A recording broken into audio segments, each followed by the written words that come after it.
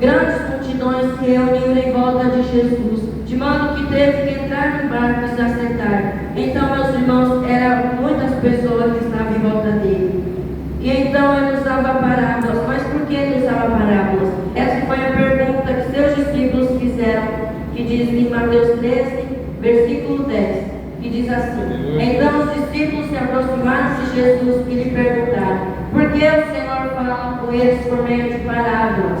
E então Jesus respondeu: Porque a vocês é dado de conhecer os mistérios do reino dos céus, mas àquele isso não é concedido. Então, meus irmãos, você que vem aqui nesta noite, meu irmão, você que vem aqui nesta noite, meu irmão, a você é dado de conhecer os mistérios do reino dos céus, mas isso não é para todo mundo.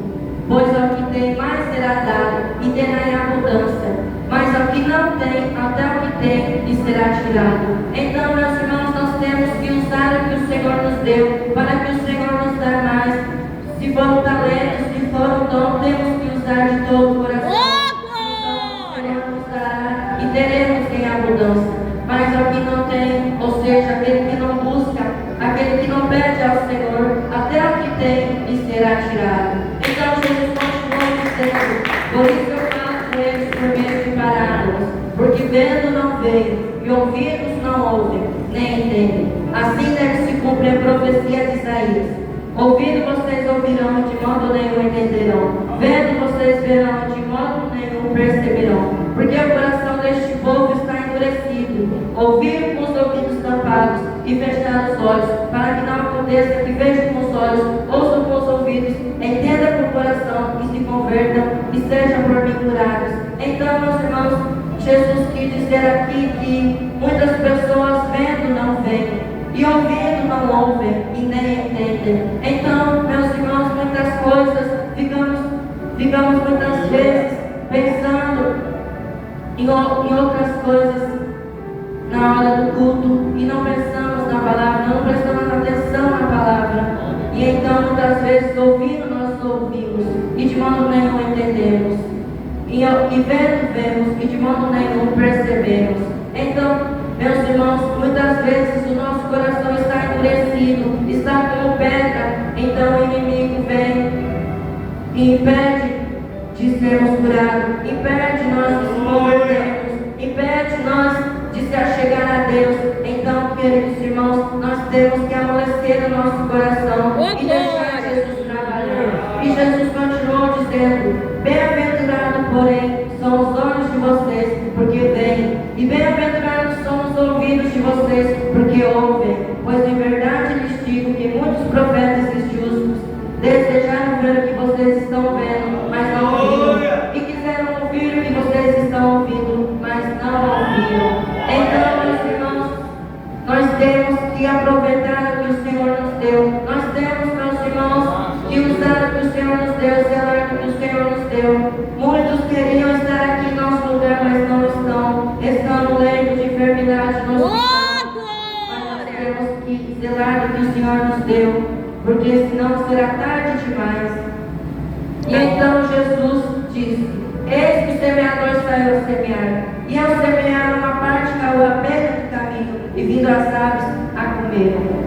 Então, queridos irmãos, vemos aqui que Jesus comparou o coração de um campo com um terreno em que a semente é lançada, e os frutos que a semente produzirá dependerão do tipo de solo que for o coração. Então Jesus falou do solo à beira do caminho, do solo rochoso, do solo cercado de espinhos e do solo fértil. E o solo, meus irmãos, à beira do caminho representa um coração dividido que não está inteiramente ao caminho do Senhor.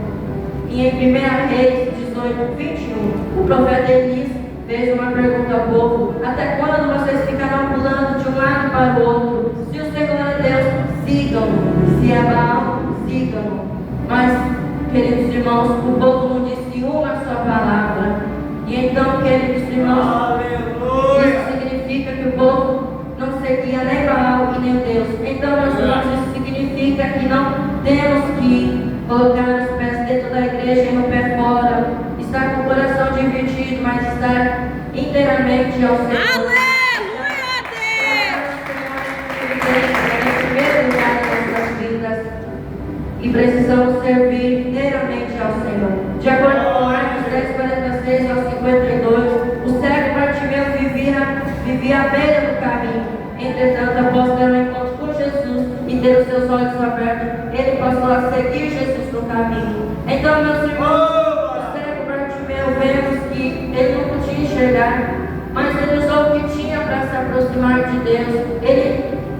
Ele usou aquilo que tinha para se aproximar de Jesus, que era a sua voz. Então, meus irmãos, temos que fazer como ele, usar o que temos para se chegar a Deus. Se for um talento ou um dom, temos que usar para se chegar a Deus. E em João 14,6, Jesus disse: eu sou o caminho, a verdade e a vida. Ninguém não por mim. Então, queridos irmãos, não podemos viver do caminho. Precisamos andar no próprio caminho, que é Jesus. E Jesus continuou dizendo: outra parte caiu no solo rochoso, onde a terra era pouca, e logo nasceu, visto que não iria ser profunda a terra. Mas saindo, porém, o sol queimou. E porque não tinha raiz, secou-se. Então, meus irmãos, o que Jesus quis dizer com isso? Jesus diz que ele quis expressar que o solo rochoso ou pedregoso representa um coração endurecido. São aquelas pessoas que acreditam apenas em coisas superficiais, pois não há solo fértil para as raízes penetrarem. De acordo com Mateus 13, 14 e 15, como eu citei anteriormente, Jesus encontrou um povo com o coração tão endurecido que citou o cumprimento da profecia de Isaías, dizendo: ouvindo vocês ouvirão, e de modo nenhum entenderão. Vendo vocês verão, de modo nenhum perceberão. Porque o coração deste povo está endurecido. Ouviram com os ouvidos tapados e fecharam com os olhos, para não acontecer que vejam com os olhos, ouçam com os ouvidos e entendam com o coração, e se convertam e sejam por mim curados. Então, meus irmãos, muitas vezes vem o inimigo e ele quer que o nosso coração esteja endurecido, para não ouvirmos a palavra de todo o coração. Aleluia! Oh, glória! E de acordo com 1 Samuel 25, 37, Nabal era um homem muito rico, porém o seu coração era tão insensível para com as necessidades das pessoas, que ao final de sua vida o seu coração ficou como pedra.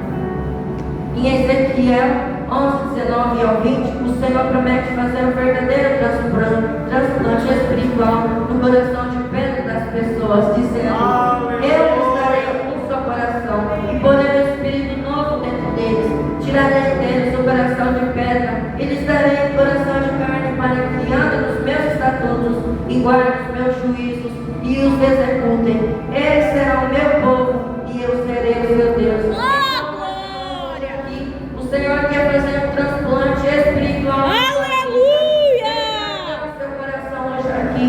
Basta você dar mais passos para Deus e você verá que Deus tem sua vida. Então, essa parte caiu entre os espinhos. E os espinhos cresceram e a sufocaram. Então, queridos irmãos, o solo cercado de espinhos representa o coração sufocado pelas riquezas, pelas preocupações, pelas coisas deste mundo. Os espinhos tentam embaraçar as plantas para que não cresçam e se desenvolvam. Como diz em Hebreus 12, 1, o escritor sagrado afirma que devemos nos desembaraçar de todo o peso e do pecado que está nas mentes nos assediam, correndo com perseverança a carreira que nos está proposta. Então, meus irmãos, nós temos que nos desembaraçar. Nós temos que deixar essas coisas, todas essas vaidades, todas essas preocupações. Aleluia, Deus, para o Senhor operar em nossas vidas. E se Ele está operando quando nós largarmos disso, Ele operará mais ainda. E em 2 Timóteo 2, 4, Paulo afirma que o cristão, como soldado que é, não deve viver embaraçado com os negócios dessa vida.